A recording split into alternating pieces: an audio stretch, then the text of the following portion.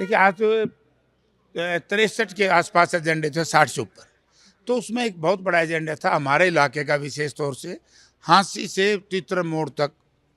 जब मैं एमएलए था उस वक्त हमने इसको एनएचआई को दिलवाया था। लेकिन जब 2019 में ऐसी सरकार बनी, ऐसे नुमाइंदे चुने कि उन्होंने एनएचआई से वापिस लेकर के स्टेट रोड कारपोरेशन को दे दिया।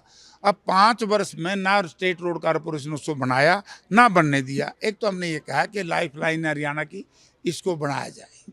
मुख्यमंत्री जी ने आश्वासन दिलाया है कि हम इसको बनवाएंगे।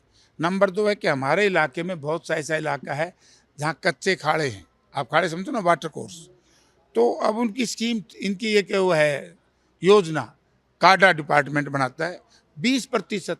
अभी 20% बना के आगे सारा कच्चा रह जाएगा, फायदा क्या है? पानी खराब होगा तो कमांड कम करेगा। तो इसलिए हमने कहा कि जो भी आप नाला बनाओ वो 100% बनाओ, 20-30% नहीं। तीसरा, कुछ ऐसी योजनाएं थी जैसे हर डाणी में कनेक्शन, डाणियों को बिजली के कनेक्शन को लेकर के इन्होंने आदमपुर में वोट भी लिए, कनेक्शन नहीं दे पाए। तो हमने कहा कि ये 3 किलोमीटर की बजाय 5 किलोमीटर तक करो ताकि हर डाणी में कनेक्शन लग सके।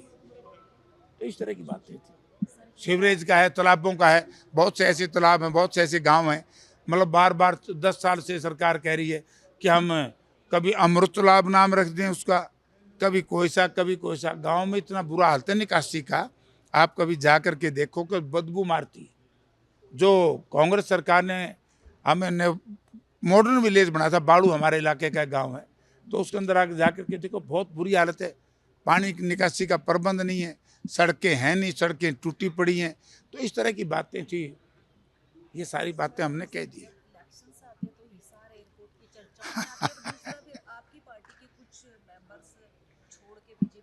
नहीं, वो तो पहले से उनकी पेरोल पे थे, कह रही थी कांग्रेस। और चुनाव में इन्हीं लोगों ने तो गड़बड़ करी है कि बीजेपी के लिए काम कर रहे थे।